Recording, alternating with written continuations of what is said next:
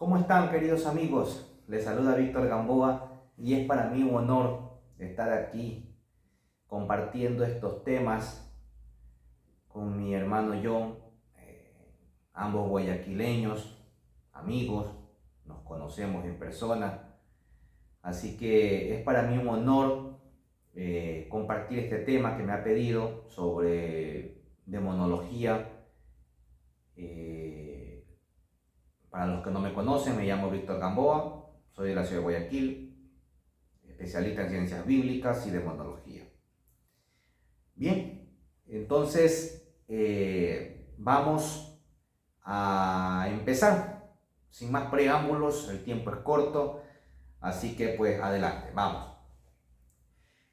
¿Qué es la demonología? Bien, la demonología es una rama teológica que se encuentra dentro de la teología dogmática, donde se estudia el demonio como tal.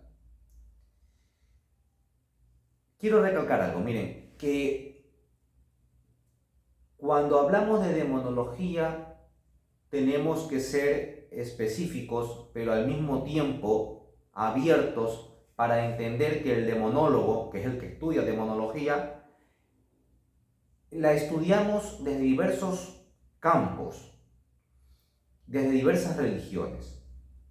La demonología estudia al demonio, sí, pero al demonio en la fe islámica, en la fe judía, en la fe cristiana, en la fe protestante, en el satanismo, en el ocultismo, en las religiones politeístas, en religiones antiguas como en la egipcia, persa, sumerio-babilónica, etcétera, etcétera. Y cuando digo demonio me refiero también a esa evolución de divinidades a demonios como en las trastiendas del tiempo. E incluso la demonología abarca el estudio del crimen organizado que tiene que ver o está relacionado con el demonio. Por ejemplo, ahora se ve mucho el asunto de los narcotraficantes que cuando se encuentran recluidos o en sus viviendas elevan altares a la Santa Muerte, por ejemplo. Hacen cultos satánicos como medio de holocausto hacia Satanás por los favores recibidos, donde hay rituales satánicos, etc. Entonces, de hecho en España, por ejemplo, hay policía especializada en demonología, es decir, en casos criminales, en crímenes que tienen que ver con rituales satánicos. Entonces la demonología es muy amplia, verdaderamente muy amplia. ¿Y quiénes la estudian demonología? La demonología la puede estudiar cualquier persona. No hay que ser sacerdote para estudiar demonología. No es un requisito. La demonología la puede estudiar un laico, ya sea hombre o mujer. Puede ser también un sacerdote, ciertamente, una monja, cualquier persona que estudie teología y que se especialice concretamente en el estudio asiduo, prolongado, permanente sobre este campo. Y para eso se necesitan diversas ramas: arqueología bíblica, filología bíblica, por supuesto, la demonología en las distintas religiones, aspecto cultural, antropológico de las religiones antiguas, religiones comparadas, etc. El demonólogo es un especialista en el campo. En cambio, el exorcista es aquel sacerdote, y solamente un sacerdote dentro de la teología católica, que es el que se encarga de luchar contra el demonio. Yo utilizo esta expresión. El exorcista lucha contra el demonio, el demonólogo lo estudia. Nosotros somos más teóricos, académicos. Estudiamos al demonio desde el punto de vista teológico y académico. El exorcista es más práctico. Eso no quiere decir que no sepa del demonio, por supuesto que lo va a saber, pero también no lo va a saber como lo sabe un demonólogo. Pero dirá, pero vamos, si estás luchando contra el demonio, ¿qué mejor que eso? No. Porque repito, el exorcista, que solamente es un sacerdote dentro de la Iglesia Católica, ni un laico puede hacer exorcismo, estudia y lucha contra el demonio, pero normalmente, y no debería ser así, normalmente profundizan en la exorcística y demonología católica. pero es que el demonólogo tiene que estudiar de todo y en todas las religiones. Y muchas veces eso no pasa. Esa es la diferencia entre un exorcista y un demonólogo. Ahora, un exorcista que quiera ser demonólogo, es decir, que profundice lo que yo les he dicho acerca del demonio, por supuesto que los hay. Les pongo un ejemplo. Un demonólogo y exorcista, el padre Ortega. Un exorcista y no demonólogo, el padre Gabriel Amor. Aun cuando el padre Gabriel Amor es más célebre, más conocido, en fin, y tiene más reputación, pero como exorcista, no como demonólogo. No es lo mismo. ¿Sí? Hago esto énfasis, recalco esto, porque como soy laico, mucha gente me ha dicho, pero tú porque estudias al demonio, tú no eres exorcista, tú no puedes estudiar ni enseñar eso. No, esos son comentarios totalmente que demuestran un desconocimiento total, radical del tema. No, no es así. Yo siempre lo digo y voy a decir esto no como un acto de soberbia, y entiéndase por favor que puedo saber más del demonio que un mismo exorcista, pero, repito, desde el punto de vista académico. No hablo en cuanto a la praxis del exorcismo. Y hay muchas cosas que en el exorcismo son reveladas, son nuevas y que los demonólogos no lo vamos a encontrar en los libros y que se lo puede guardar muy secretamente un exorcista o revelarlo en uno de sus libros y que luego nos enteraremos nosotros. Es decir, somos un conjunto. Ah, pero es que no existe una universidad que dé el título de demonólogo. ¿Por qué te haces llamar así? Bueno, tampoco existe una universidad que te dé el título de exorcista. Es un ministerio. Los dos son un ministerio. ¿Sí? Solo que uno está reconocido por la iglesia como tal, el exorcista, que es el que el obispo lo designa, y el demonólogo como tal no hay un reconocimiento como tal. Y es por eso que incluso demonología la estudian en cualquier religión. ¿Sí? No se necesita para ser demonólogo el aval, por así decirlo, el aval de la iglesia. No, porque mi campo lo ejerzo a la enseñanza en general. O sea, si yo, por ejemplo, voy a enseñar demonología, que no existe por si acaso, demonología dentro de un seminario para sacerdotes, por supuesto que tengo que tener la autorización de la iglesia, lógicamente que sí. Pero si yo en mi canal quiero hablar de demonología, no necesariamente. Pero lo que sí puede hacer la iglesia es censurar una herejía que yo esté diciendo en contra de la teología católica. Eso sí, y está en todo su derecho. Pero como soy católico, jamás jamás lo haría. Ya, más fácil, jamás lo haría. Porque soy católico por convicción. No solamente porque así me bautizaron, es por convicción, porque amo mi fe católica. Y en ella quiero permanecer hasta el último día de mi vida. Así que cuando yo tengo que enseñar demonología ligada a la fe católica, yo lo digo. Cuando tengo que enseñar demonología ligada a otra fe, lo digo para que no se tergiverse mi enseñanza. Bien. Haciendo énfasis en esto, vamos a entrar entonces en detalle. ¿Qué es un demonio? Un demonio es un ser espiritual, estrictamente espiritual, no tiene cuerpo. ¿Se puede materializar? Sí, nunca he visto eso. Yo, nunca. ¿Puede tomar apariencia humana? Dicen los libros que sí. Pero lo que sí hay que entender es que el demonio ante todo es un ser espiritual, que no tiene cuerpo, no tiene ojos, no tiene cara, por lo tanto no tiene ningún tipo de sentido de placer que tenga que ver con la carne. Ellos no pueden tener sueño, no pueden tener hambre, no pueden tener deseos sexuales, por lo tanto todo eso es imposible para ellos. Ellos son seres espirituales. Su naturaleza es angélica, no. Digo esto porque incluso en sacerdotes exorcistas escucho la expresión que los demonios tienen por naturaleza angélica, y no es así. Y les voy a decir por qué. La palabra ángel denota un significado. Los nombres en la Biblia hebrea, es decir, el Antiguo Testamento, tienen una profundidad, tienen un mensaje. Por eso que los nombres tienen un significado, no como ahora, que cualquiera pone cualquier nombre sin ningún significado, ya porque le gustó el cantante de por allá o el futbolista de por acá. Pero en el antiguo Israel los nombres tienen significados y todos están ligados a la divinidad, a Dios, o a una función que tenga que ver con Dios.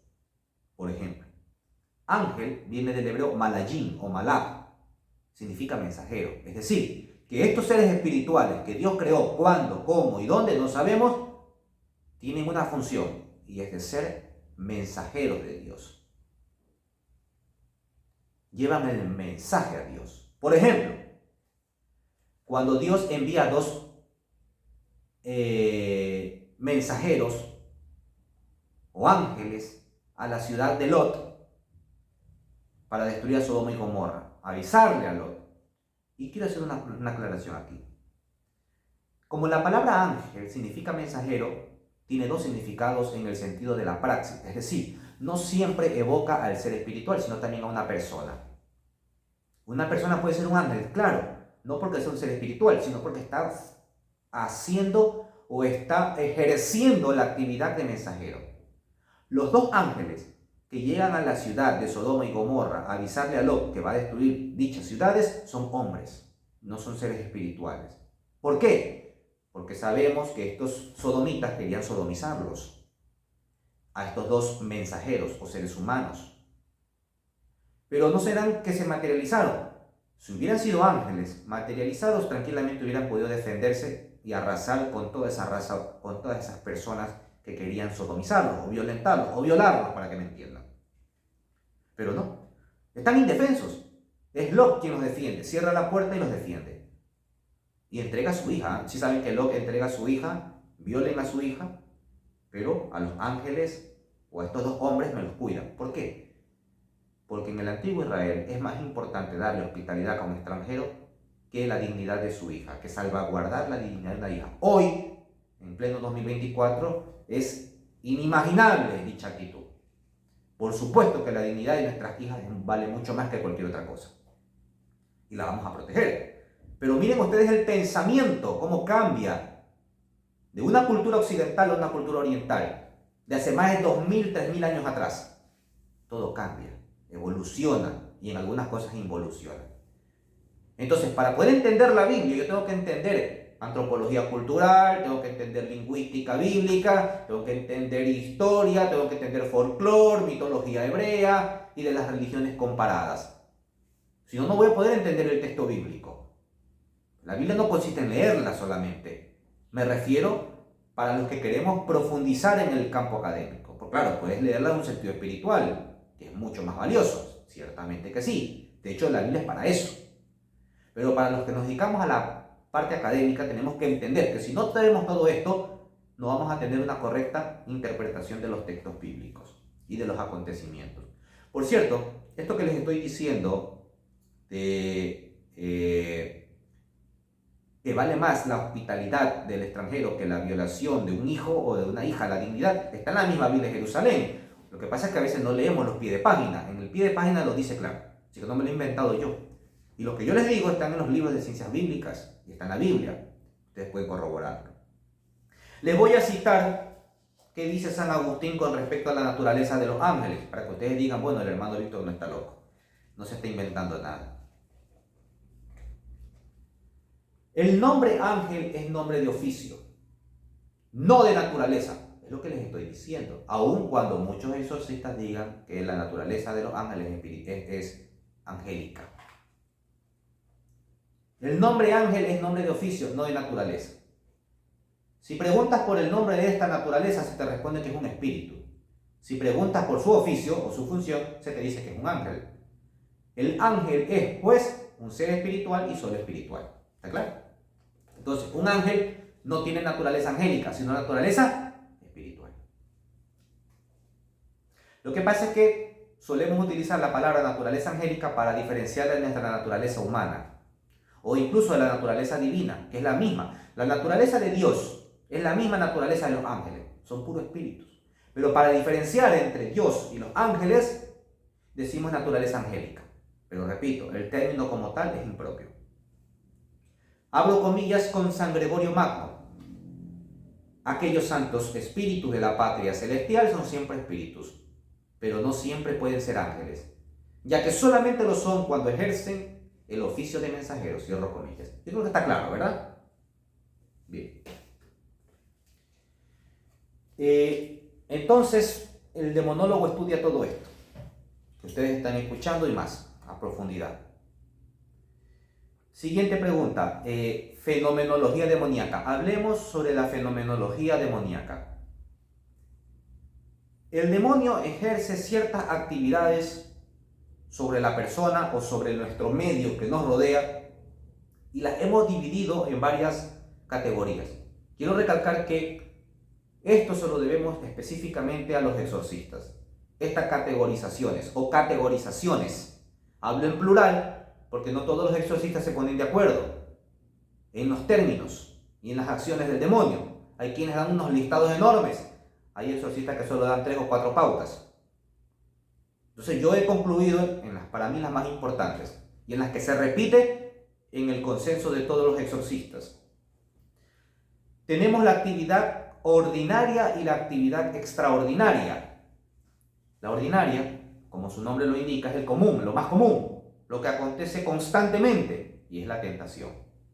El demonio puede tentar a una persona, pero entiéndase que cuando puede tentar a una persona, esto no quiere decir que el demonio pueda doblegar, manipular a una persona al tal punto de inhibirle todas sus funciones psicosomáticas, motoras, etc. Salvo en el proceso de posesión diabólica, que eso es lo que vamos a hablar al final. En la tentación no pasa eso. El demonio te puede tentar, pero de ti depende caer o no en esa tentación. Así que nadie puede decir, yo maté, yo violé, yo ultrajé, yo robé porque el demonio me lo dijo. No. Eso no vale. El demonio no te puede llevar hasta esas circunstancias. Dice la misma Biblia, nadie de nosotros será tentados o arrastrados más allá de nuestras propias fuerzas. Lo dice la epístola de Santiago. O como dice el padre Fortea, ni todo el infierno entero puede hacer que tú cometas el más mínimo pecado venial. Así que si tú cometes un pecado, producto o después de una tentación, es tu culpa y se acabó. No tiene que ver el demonio, aun cuando él te haya tentado. Porque así como puede él tentarnos, podemos salir de esa tentación. Y para eso se necesita oración, vida contemplativa, profunda vida espiritual y sacramental. Porque tampoco creas que por el hecho de no tener toda esta vida vas a resistir a las tentaciones del demonio. No. Hay una frase que dice, quien no ora, quien no reza, no necesita demonio que lo tiente. Así que está muy claro, ¿verdad? O cuando dice, por ejemplo, San Jerónimo de Estridón, que dice, siempre ten algo que hacer, así el demonio te encontrará ocupado. En palabras más conocidas para nosotros, en la vagancia se cultiva todos los vicios.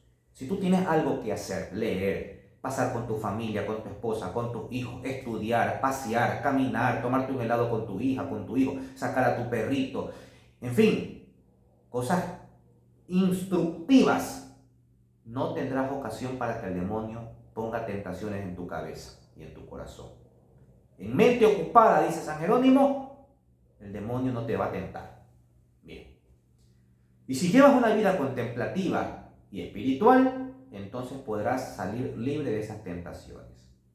Entonces, esa es la primera forma en la que el demonio actúa. Y entiéndase también que no todas las tentaciones vienen por culpa del demonio. La gran mayoría de las tentaciones viene por culpa de nuestra propia concupiscencia, de nuestra naturaleza. Muchos suelen utilizar imperfecta. No, nuestra naturaleza es perfecta, Dios nos creó perfecto. Por eso dice el texto bíblico del Génesis. Y cuando Dios creó al hombre, vio que todo estaba bueno. Dios no creó nada imperfecto. Dios nos creó así, perfectos. Y perfecto no significa que no podamos cometer pecado. Somos perfectos para Dios. Pero como tenemos el libre albedrío, que no forma para mí, aunque bueno, es mi criterio, no forma parte de la imperfección, no, simplemente parte de mi naturaleza, entonces podemos caer en pecado. Pero para los ojos de Dios somos perfectos. Por eso estamos elevados en cuanto a la gracia por encima de los demonios. O mejor dicho, por encima de los ángeles, perdón. Por encima de los ángeles. Ellos son superiores en cuanto a nosotros por medio de la fuerza. E incluso se dice que de la inteligencia, pero no en cuanto a la gracia. Nosotros estamos por encima de ellos en cuanto a la gracia. Por eso somos llamados hijos de Dios. Aunque la Biblia también habla de los ángeles como hijos de Dios, ciertamente. Pero nosotros tenemos esa gracia más elevada. Bien. Entonces, vamos a las extraordinarias. En las extraordinarias tenemos nosotros la primera, que es la más, o mejor dicho, la menos peligrosa, entre comillas. Pero eso sí, la más frecuente, que es la infestación diabólica. Es decir, cuando el demonio ejerce actividad sobre las cosas. Te prende o te apaga una bombilla sin manipulación humana, sonidos extraños, de ultratumba, como solemos decir en términos vulgares, que son eventos poltergeist. Tenemos olores nauseabundos, fluidos corporales en paredes que se han visto en casas infestadas, aparición de espectros, psicofonías, todo aquello que atenta contra las cosas inertes, pero también contra los animales. Eso también se llama infestación. Cuando el demonio ejerce actividad sobre los animales, están categorizados. Hay exorcistas que a los animales los categoriza en el ámbito de la posesión, no en el ámbito de la infestación. Creo que más bien en el ámbito de la infestación, para hacer esa diferenciación entre nosotros y los animales, que por supuesto somos más dignamente elevados. Eso no quiere decir que los animales no merezcan nuestro cuidado, nuestro máximo cuidado. Dice el libro de Proverbios, el hombre justo siente pena aún por sus animales. Y para variar, dice la Biblia, cuando Dios creó a los animales, vio que todo era bueno. Así que un católico que maltrate a un animal es un hipócrita. Bien, para no desviarme y volver, infestación diabólica, está claro. Luego viene la influencia diabólica, que está elevada por encima de la infestación, porque aquí el demonio ya ejerce actividad sobre la persona, pero desde afuera. Le puede producir terribles pesadillas, tentaciones u obsesiones poderosísimas, frecuentes, permanentes, que pueden durar meses, años, para cometerse un suicidio o cometer un homicidio, por ejemplo. O tentaciones obsesivas por ciertos vicios como el alcohol, la pornografía, etc. Eso no quiere decir que todo esto también no tenga una causa psiquiátrica o natural por nuestra propia debilidad corporal, al vicio del alcohol, por poner un ejemplo, las drogas. Siempre hay que analizar esto primero desde la causa natural. Cuando ya se ha valorado todo esto y después de todo esto no hay causas, podemos pensar recién en lo sobrenatural.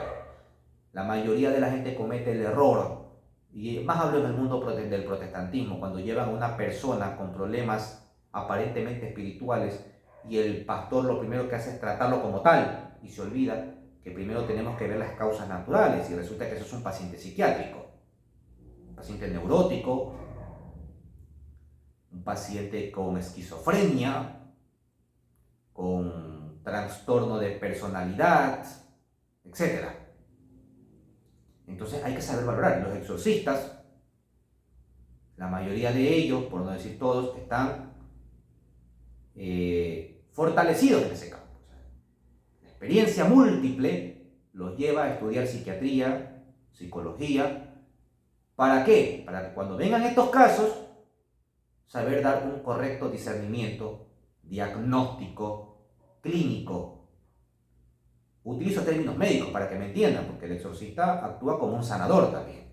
Y para antes dar un tratamiento, que es el exorcismo o la liberación, primero tiene que tener los análisis clínicos, la historia clínica del paciente y determinar si verdaderamente está enfermo espiritualmente o no. Hago ese paralelismo para que ustedes me entiendan fácilmente. Entonces, la influencia demoníaca, el demonio está afuera, no está dentro de la persona, no lo está poseyendo, solo está afuera. Pero ejerce desde afuera hacia la persona. ¿Qué se debe hacer aquí? Así como en la tentación, en la oración, para contrarrestarlo aquí son las oraciones de liberación, que lo puede hacer un sacerdote, que lo puede hacer un laico, debidamente, por supuesto, facultado por su párroco, bajo las normas de la iglesia. Entonces la oración de liberación es importante. Hay muchos libros de oración de liberaciones, muchísimos. Hay exorcismos misionalis, pero entienda que en esta oración de liberación, la persona que va a orar, por la que está influenciada, no se dirige al demonio, se dirige a Dios. Por eso no es un exorcismo. se dirige a Dios con oraciones de súplica para que sane a esta persona enferma. No se dirige al demonio, por eso no hay exorcismo. No es lo mismo oración de liberación que exorcismo. Cuando la persona me dice, estaba poseído y lo liberaron, estás utilizando mal los términos. Lo exorcizaron, que es diferente. Porque en la liberación, oración de liberación, no hay exorcismos. Bien, vamos al exorcismo, que es lo último y lo más elevado. La cúspide de la malignidad del demonio. El demonio se mete dentro de la persona, lo posee, y esa personalidad, la del demonio, ejerce supremacía sobre la personalidad de la persona. No en todo momento, no las 24 horas del día, sino solamente durante el trance. Solamente durante el trance, haga o diga lo que diga el poseso, es responsabilidad del demonio y no de la persona. La persona es libre. No comete pecado por lo que haga o diga durante la posesión diabólica, durante el trance, porque quien está actuando no es la persona, es el demonio. Es por eso que si una persona que está enferma y está siendo poseída y fallece por una causa médica, me preguntan, ¿está condenado en el infierno? No, puede estar en gracia de Dios, puede haber comulgado, haberse confesado. ¿Pero estaba el demonio metido? Sí, el demonio estaba metido ahí. Pero esa persona puede irse al purgatorio, al estado espiritual del purgatorio o al estado espiritual de la acción beatífica llamada cielo, con Dios. No necesariamente, bajo ningún concepto, por el hecho de estar poseído, tiene que estar condenado. A menos que la posesión se lleve a caso o se haya llevado a cabo porque esa persona lo haya buscado libre y voluntariamente. Ouija, santería, chamanismo, rituales satánicos, etcétera, etcétera. Y eso es otra cosa. Y por obvias razones, esa persona está en pecado mortal. Y si fallece, bueno, yo no soy quien para decir está en el infierno, ya eso es juicio divino. Desearía que el Señor le perdone sus pecados, porque es caridad humana la que tenemos que tener los católicos, orar por todas las personas, especialmente por las benditas almas del purgatorio. Entonces, para contrarrestar la posesión, lógicamente el exorcismo. El exorcismo, el demonio es expulsado por mandato del sacerdote. El sacerdote lo expulsa por facultad divina. Es Jesús quien expulsa al demonio y el sacerdote ejerce ese poder por su autoridad en virtud del orden sacerdotal. Entonces, por obvias razones, quien hace el exorcismo solo es el sacerdote. Ningún laico dentro de la Iglesia Católica está facultado para hacer exorcismos. Quien lo hace está cometiendo un acto de desobediencia a la Iglesia, está violentando el Código de Derecho Canónico y por lo tanto puede ser fácilmente sancionado. Y como es deber de nosotros proteger la integridad de la Iglesia, si usted ve a un católico laico exorcizando, dirigiéndose al demonio, usted tiene la obligación de dirigirse a su obispo y dar por enterado al ordinario lo que está aconteciendo en la parroquia. Eso no debe ser así. Yo puedo saber mucho del demonio, pero a mí no me faculta expulsarlo, porque yo soy católico. Y como católico y como humilde que tengo que ser, porque el católico tiene que ser humilde, demostrar la humildad de Cristo en nuestras vidas, entonces yo tengo que aceptar lo que por mandato me corresponde. Pero yo no puedo violentar las leyes civiles. Porque me creo yo la mamá de Tarzán y voy a violentarlas. No, señor. Yo tengo que... En el mundo civil hay leyes. No puedes hacer esto, no puedes hacer lo otro, porque atenta contra una comunidad, contra una persona. Asimismo tengo que yo regirme bajo los estatutos de la Iglesia. Eso es una persona inteligente, humilde y que ama a su Iglesia. Entonces el exorcismo es eso. El exorcista es el sacerdote quien expulsa al demonio por voluntad y por autoridad, en este caso de Cristo, que ha delegado la expulsión de los demonios por medio del sacerdote. Siguiente pregunta. Nombre los demonios más importantes que aparecen en la Biblia. Bien, son poquitos, muy pocos. Belial, que en realidad en la cultura hebrea es más bien una divinidad, aparece en Segunda de Corintios, 6:15, también ya es visto. Hay demonios que son demonios en el Nuevo Testamento, pero que en el Antiguo Testamento fueron divinidades. Belial, por ejemplo, es uno de ellos. Apolión, o Apolión, que aparece en Apocalipsis 9:11, es el demonio de la destrucción. Tenemos a los Sheilim en Isaías capítulo 13, versículo 21. Son como seres espirituales malignos. Tenemos al gran Asmodeo, que aparece única y exclusivamente en el texto de Tobías. Recuerden ustedes que el libro de Tobías solo aparece en la Biblia católica, porque es un libro deuterocanónico del Antiguo Testamento. No está en la Biblia protestante ni en la Biblia hebrea, porque este texto fue y apareció en la Septuaginta, es decir, en la Biblia griega del Antiguo Testamento. Por lo tanto, no lo van a encontrar en ninguna Biblia protestante, ni en la Biblia hebrea.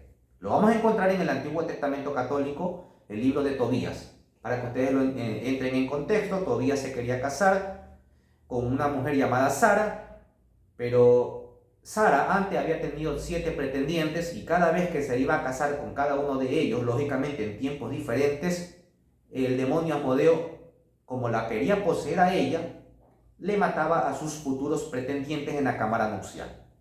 Entonces Tobías, invocando a Dios, porque se iba a casar con Sara y no quería morir, lógicamente, entonces Dios le escucha su petición y envía a un ángel llamado Rafael, que por cierto es el único texto donde aparece este ángel, también en Tobías, que por momentos tiene apariencia humana, se hace llamar Azarías, y que le da una recomendación, no sé, o le da una especie de sacramental y le dice, mira, coge un pescado, ábrelo, sácale las vísceras, quémala, y ese incienso hará que el demonio Asmodeo se vaya. Entonces, en ese momento en que Tobías se va a casar con Sara en la cámara nupcial, van a tener la relación sexual, que es parte del matrimonio, del ritual del matrimonio. En ese momento aparece Asmodeo, Tobías hace lo que le dijo el ángel Rafael y el demonio Asmodeo huye. Hay un texto agregado que no está en la Biblia, forma parte de los apócrifos, que dice que el demonio Asmodeo fue atrapado por el rey Salomón y Salomón lo obligó a construir el templo, pero eso forma parte de los apócrifos. Por cierto, Rafael aparece siempre como ángel, no como arcángel. El único ángel que lleva el título de arcángel es Miguel, ni Gabriel ni Rafael en la Biblia. Revisen ustedes, por ustedes mismos. Lilith es un personaje con ninguna importancia en la Biblia. Aparece una sola vez en Isaías 34:14 como un animal salvaje y se acabó. En los textos del Talmud, en los textos apócrifos y en la novelería de la internet es que se le quiere dar mayor importancia. Pero en la Biblia, una sola vez sin ninguna relevancia. En realidad Lilith es un personaje mitológico, no es un demonio, es un personaje mitológico que aparece en una cultura anterior a la Biblia. Aparece en la 12ª tablilla de la epopeya de Gilgamesh, que es una epopeya, es un poema. Gilgamesh es un personaje sumerio, para que ustedes lo entiendan y busquen en internet. La epopeya de Gilgamesh es un relato, un poema, donde Gilgamesh quiere alcanzar la sabiduría e invoca a la divinidad, el dios de la sabiduría, el dios Ea o la diosa Ea. Bueno. Por cierto, en esta epopeya, en la número 11, son tablillas de barro, en la número, lo poco que ha quedado, en la 11 se habla del diluvio, es decir, que el diluvio se habla antes que la Biblia, en la epopeya de Gilgamesh, pero entraré en detalle si es que John quiere en otro programa, para no confundirlos y no alargarme en esto. Bien, entonces Lilith, personaje sumerio, es adoptado por los israelitas que se encuentran en Babilonia y lo atraen, se lo llevan para consigo y lo introducen en el texto bíblico. Y así hicieron muchas cosas. No sé si ustedes lo sepan, pero el Shabbat, la fiesta más importante para el pueblo judío, incluso en tiempos de Jesús, viene de una fiesta pagana, del Shabbatut babilónico. No voy a entrar en detalles, solo para que ustedes vayan entendiendo este asunto. Si algún día ustedes quieren que yo entre en estos detalles, hablarán con el hermano John y pondremos fecha y hora para hablar de estos temas académicos. Leviatán Leviatán es una serpiente marina, así era iconograficado en el antiguo Israel.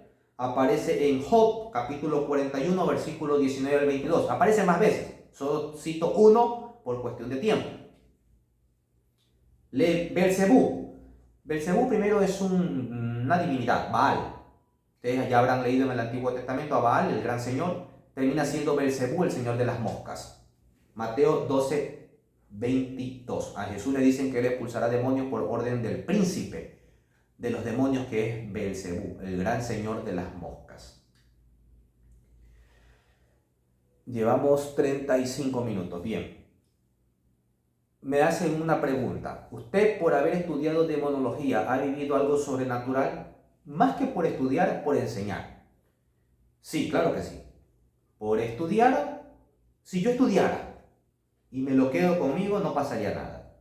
Pero como mi objetivo es evangelizar, enseñar, e incluso he tenido ocasión de ir a pueblos donde se practica mucho la brujería, de la hechicería, he sido sí atacado. Sí, no voy a decir que no. E incluso en mi propio domicilio, eventos sobrenaturales. ¿Sí? No voy a entrar en detalles en ninguno de ellos porque sería extenderme, y lo único que les puedo decir es que sí. Pero Dios siempre protege a sus ministros, Dios siempre protege a sus hijos, que en este caso estamos en esa lucha espiritual, por el lado del bien, por supuesto.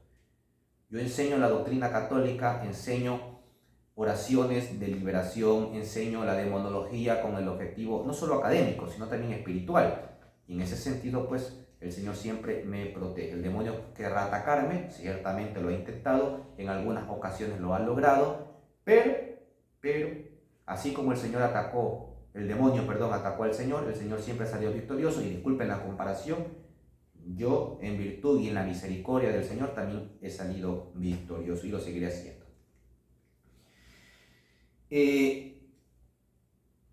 Caída de los ángeles. Bien, la caída de los ángeles. Este tema es un poquito más largo y con este voy a terminar, al menos este bloque. ¿Sí? Ya habrá otra entrevista si se podrá, pero con este terminaré porque es un poquito larguito.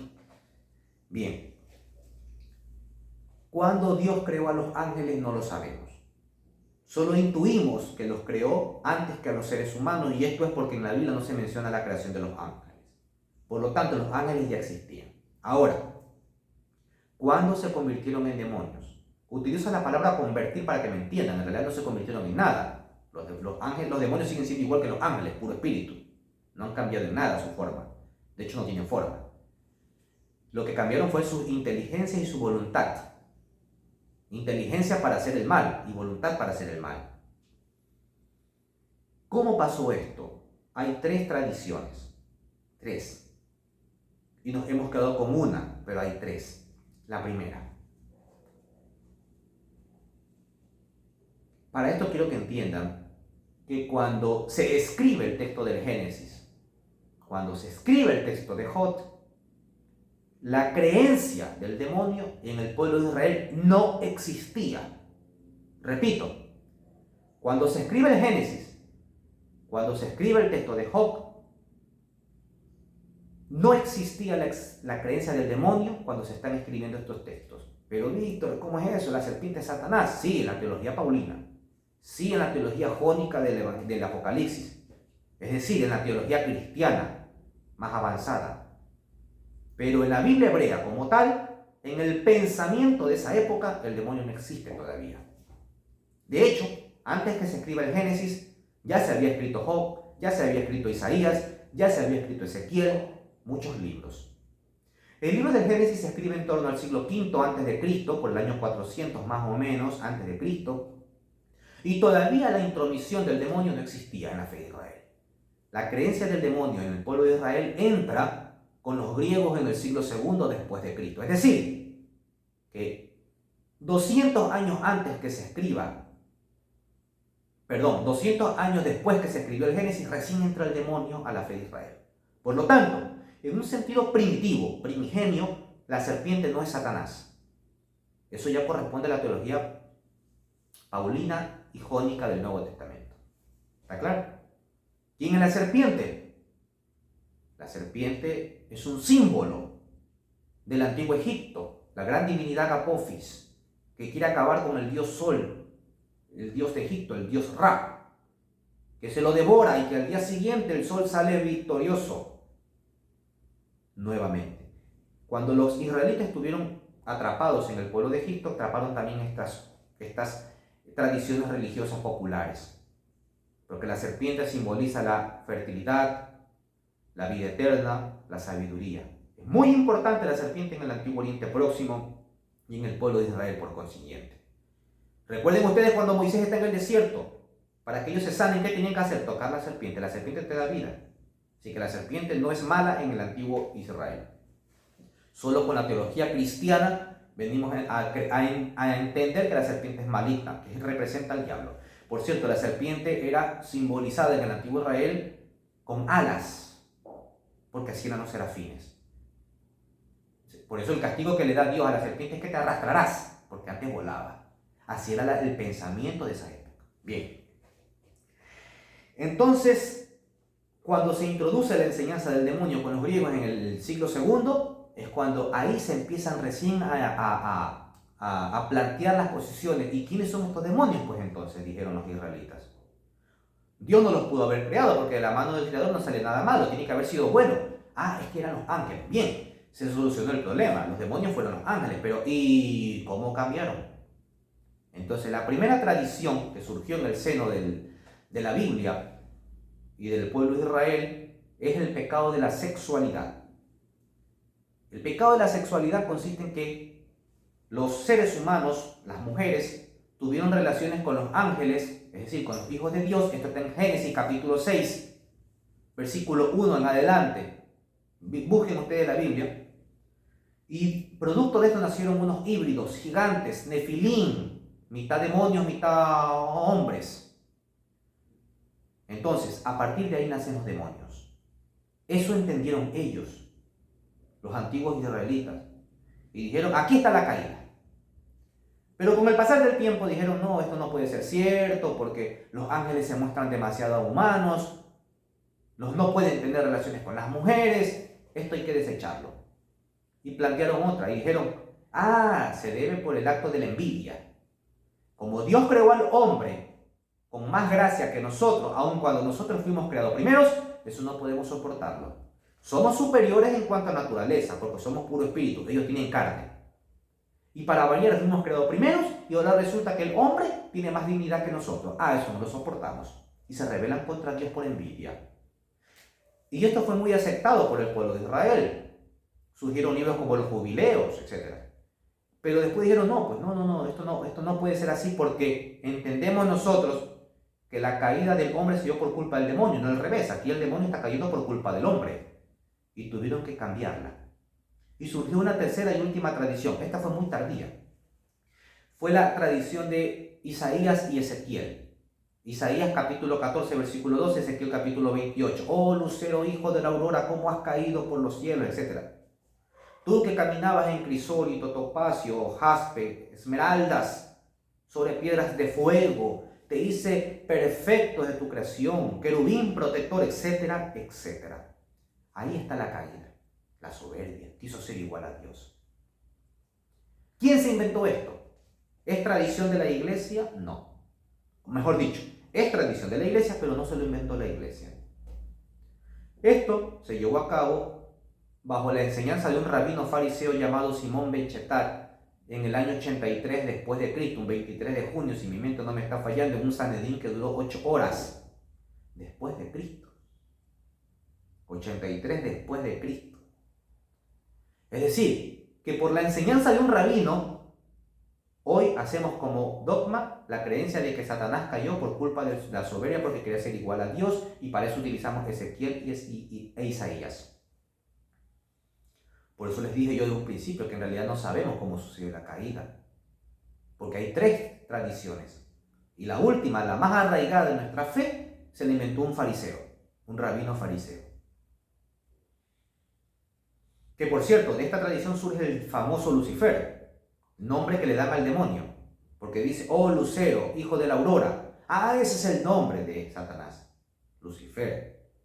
Pero pocos saben, porque no leen la Biblia, de que esa misma palabra, Lucifer, que por cierto en Isaías no evoca al diablo, sino al rey de Tiro, evoca a Jesucristo en Apocalipsis 22:16. En el último capítulo, versículo 16, ese Lucifer o Lucero, hijo de la mañana, es Jesucristo. Lean ustedes la Biblia, no lo digo yo, ahí está.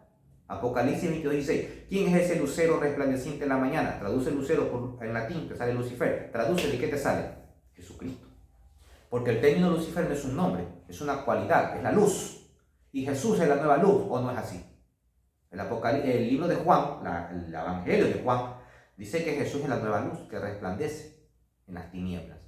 Yo soy la luz, dice el Señor. Entonces miren cómo se compaginan los textos bíblicos, cuando se entiende correctamente el texto. Entonces, ¿Lucifer es el nombre del diablo? No. ¿Existe Lucifer en la Biblia? No. ¿Como demonio? No. ¿Existe el término Lucifer? Sí. ¿Aquí se le aplica al demonio? No. ¿A quién se le aplica? Se le aplica a Jesucristo en el Apocalipsis, en el libro de Proverbios a la sabiduría, y en una de las epístolas de Pedro, que no recuerdo ahora mismo en los capítulos, se le aplica a los profetas, porque todos ellos son luz. Jesús es luz, los profetas traen la luz de Cristo, y la sabiduría es luz, que ilumina, que vivifica, que edifica, que enriquece. Y Jesús es la sabiduría misma. Pero nos hemos quedado con tradiciones. De ustedes verán si aceptan o no y siguen con la misma tradición, ya es cuestión de ustedes. Al fin y al cabo no es dogma, y lo que se está diciendo aquí no es ninguna herejía, es tradición. Y para terminar, el tiempo es corto con este tema, para que ustedes sepan que el Nuevo Testamento sí recogió la caída de los ángeles. ¿Cuál recogió de estas tres tradiciones? La última, la que nosotros aceptamos como más verídica, no, ni siquiera la menciona. La segunda, la de la envidia, tampoco. Para sorpresa de ustedes, aceptó la primera, la del pecado de la sexualidad. No lo digo yo, lo dice la Biblia. En el libro de Judas, la carta de Judas, que es la carta más corta de la Biblia, no tiene capítulos, solo versículos, ahí se habla acerca de eso. También en una epístola petrina, no recuerdo ahorita el texto bíblico como tal, yo le voy a pasar a John los textos bíblicos para que él mismo los cite, o los ponga en la descripción del video, porque ahora no lo tengo en la mente, pero está en el Nuevo Testamento. El Nuevo Testamento rectifica, valida la primera tradición, la de la caída de los ángeles por culpa del pecado de la sexualidad, más no por el pecado de la envidia o de la soberbia. Esas son las tres tradiciones que hay sobre la caída de los ángeles. Esas son las tres que hay.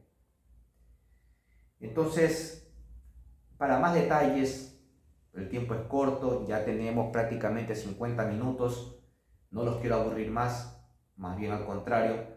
Si surgen dudas, preguntas, inquietudes, si no están de acuerdo en alguna de las cosas, pero quieren al mismo tiempo refutármelo, háganselo saber al hermano o yo. Podemos hacer otro programa incluso en vivo para responder preguntas en vivo o manifestar sus criterios en vivo también, así. Y bueno, espero que les haya gustado esta pequeña introducción. Solo hablamos creo que 2 o 3 temas. La demonología es tan amplia que podríamos hablar programas enteros indefinidamente, pero como el tiempo es corto me voy a quedar por aquí por este momento. Que Dios me los bendiga. Muchísimas gracias. Le pedimos al buen Creador, a nuestro Señor Jesucristo, que nos dé la gracia de poder entender todo esto y poder también manifestarlo en nuestras vidas, y a nuestra Madre Santísima también, que nos protege de todo mal y de las acechanzas del maligno. Y como siempre, al final yo pido que recen por este servidor suyo. Dios me los bendiga, muchísimas gracias. Ha sido todo un placer compartir con ustedes este momento. Chao, chao.